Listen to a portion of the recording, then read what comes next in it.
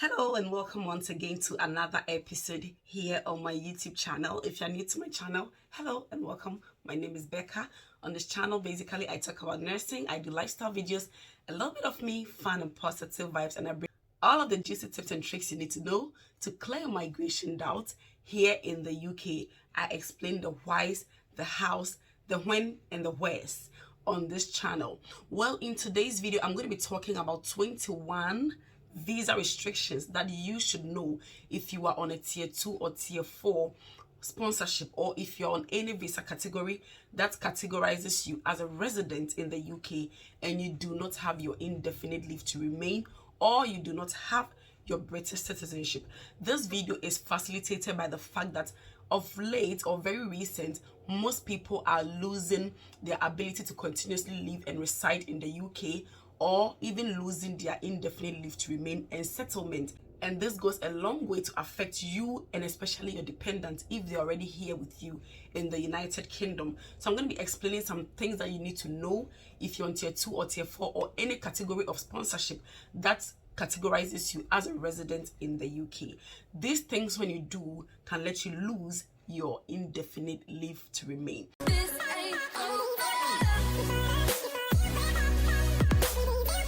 So when you take your biometric resident permit, in front of it is written restricted work, and at the back of it is written no access to public funds. So when we talk about these things, what does it mean? There are things that you can and cannot do if you are on tier 2 sponsorship. Most people do not know this, and it's caused them their settlement in the long run.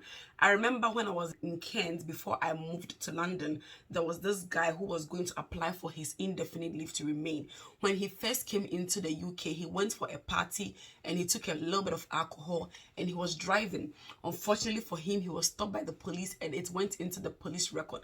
Fast forward, he applied for his indefinite leave to remain and he forgot to disclose that he had been involved in drunk driving, and that affected his indefinite leave to remain. He was refused, but he was given the permission to appeal and review, so he could involve the immigration consultant to help him to appeal for his application to be reviewed. Of late also, a friend of mine was refused visa extension on tier 2 sponsorship because she did some jobs and she exceeded the 20-hour job cap. So in today's video, I'm going to explain this to you because I don't want you and I to lose our indefinite leave to remain and lose our settlement after working 5 years of hard work, and just to lose your settlement in the United Kingdom. So stay tuned whilst I bring you all the juicy tips and tricks you need to know to avoid you losing your indefinite leave to remain and your settlement here in the UK. So to begin with, I'll start by explaining what we mean by restricted work. So what we mean by restricted work is if you are in a job and you want to do overtime on a tier 2 sponsorship, you can do overtime in your same job. However, if you want to do overtime in a second job or in another job or in another facility that is not your main sponsor, you will need to do only 10 to 20 hours maximum of that second job. But if you want to do overtime in your first job, you can do as many hours as you want. Once you go out of your main employer to do a second job, you can only do up to 20 hours of overtime with that second job. With this being said, that does not mean that you cannot do 20 hours with your second employer.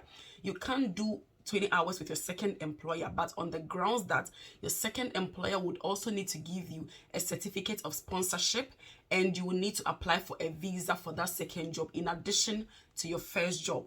Also, that second job you are going to be doing needs to be on the same job code with your first job. So it is two things we mean when we say restricted work. It means that you can do as much as overtime in your first job. However, if you're moving to do overtime in a second job, you can do up to 20 hours only in your second job. But if you want to do more than 20 hours in your second job, you can take a certificate of sponsorship and a new visa for that second job. Otherwise, you would only have to work up to 20 hours. During the pandemic, the immigration law was flexed, and so this 20 hours cap was raised, and so people were able to do more than 20 hours. But after the COVID, this has been reinstated, and so you are not permitted to work more than 20 hours. Also, your second job should be on the same occupation code or the same level as your main job. So if you are being employed into the UK as a registered nurse and you're going to be doing a second job, you can only do a job that is nursing related. You can't do any other job that is not nursing related or does not have the same job code as nursing. So that is what we mean when we say restricted work. Now I'm going to be explaining what we mean when we say no access to public funds.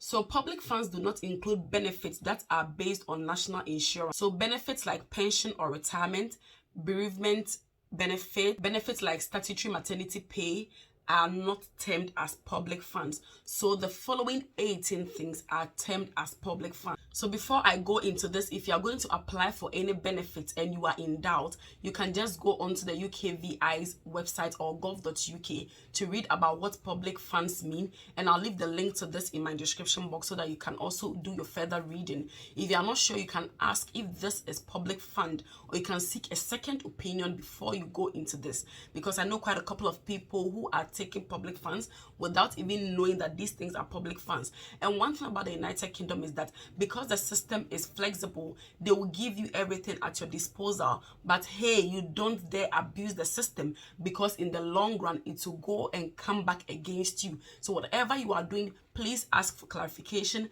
ask for a second opinion. If you are not sure, ask somebody who has more knowledge into this, so that you do not put yourself in a fix in the long run. So the following are termed as public funds. Number 1 is universal credit. Number 2 is working tax credit.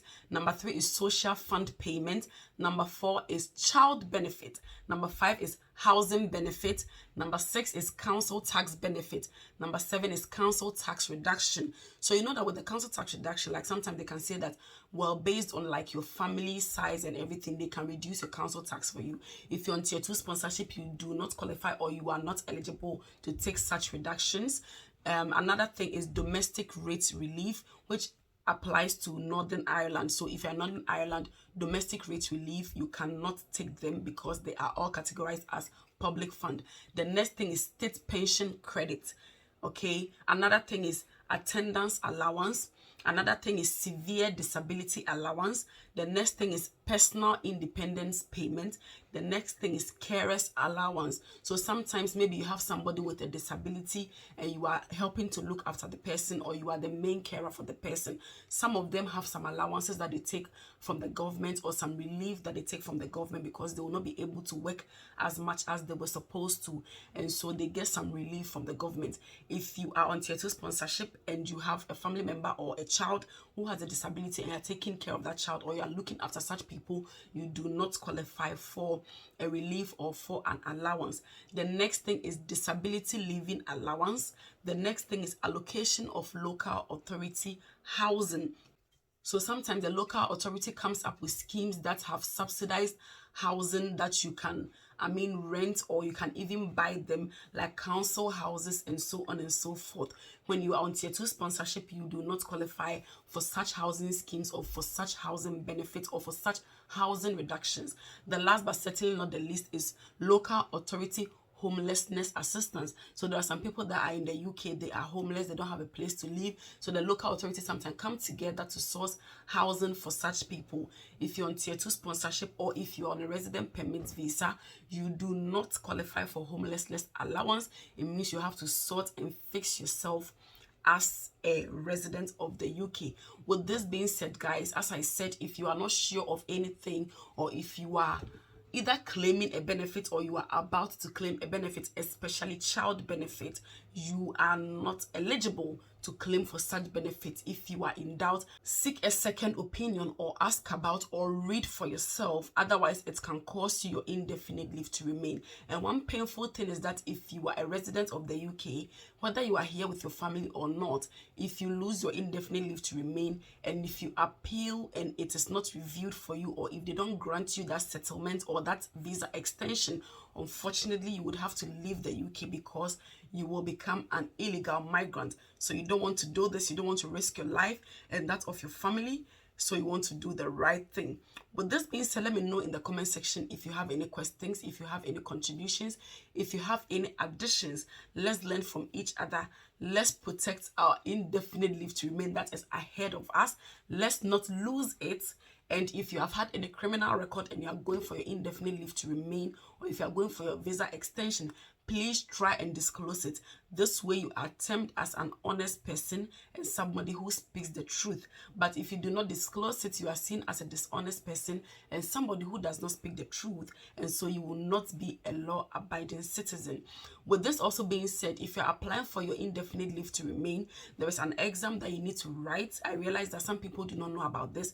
It is called the Life in UK test. So you need to write this exam. This exam does not expire. You can write it at any time, and I think it's £50 per sitting. You can write it at any time and you can keep it until you are going to apply for your indefinite leave to remain, and then you pay any monies that you have to pay to get your indefinite leave to remain. I wish us all the very best really in working in attaining our indefinite leave to remain in the future.